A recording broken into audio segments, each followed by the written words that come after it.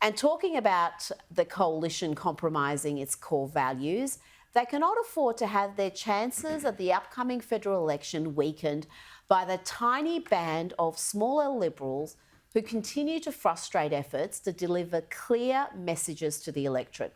Let's consider what happened in the Senate this week, when the majority of coalition senators swung behind Pauline Hanson's push for an inquiry into trans treatments for children in this country. This was essentially just seeking a referral to a committee for a hearing, that's it.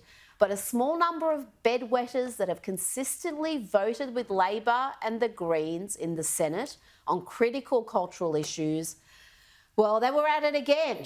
But and these people are repeat offenders, I hate to say. Pauline Hanson's motion to establish a real inquiry into the human cost of experimental child gender treatments in Australia in order to give victims and their families a voice was voted down by Labor, the Greens, the likes of Lydia Thorpe and a number of Liberal senators. Yes, Liberal senators standing against an inquiry into radical experimental gender treatments on children, looking, just an inquiry, that's all this was. And these are treatments that have been stopped in other countries, including the UK, under a Labor government. So let's name these 5 senators who failed to back the motion. We've got Andrew Bragg from New South Wales. We've got Richard Colbeck from Tasmania, Maria Kovacic from New South Wales. They all joined Labor and the Greens to vote against the motion, while 2 others, Anne Ruston from South Australia and Jane Hume from Victoria, missed the vote. If the coalition cannot be sound and consistent on this issue when 80% of the population is on side, then it's not only lacking conviction, but blind to obvious political opportunities.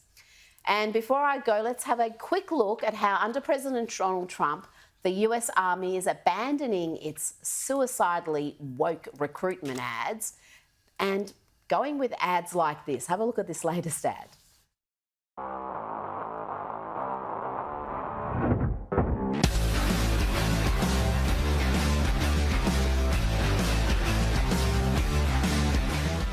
Stronger people are harder to kill.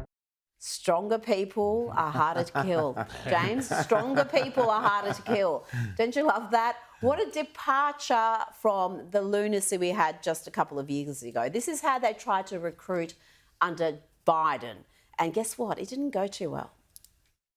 Although I had a fairly typical childhood, took ballet, played violin, I also marched for equality. I like to think I've been defending freedom from an early age. Can you detect the subtle difference there? Just a subtle difference. And you know what? Even before the new ads, as soon as Donald Trump secured his second term, recruitment numbers went through the roof. You see, Trump was clear about his vision for the country, his vision for the armed forces, and his triumph saw a big surge in Americans joining the Army. Indeed, in December 2024, the US Army had its best recruiting number in 12 years.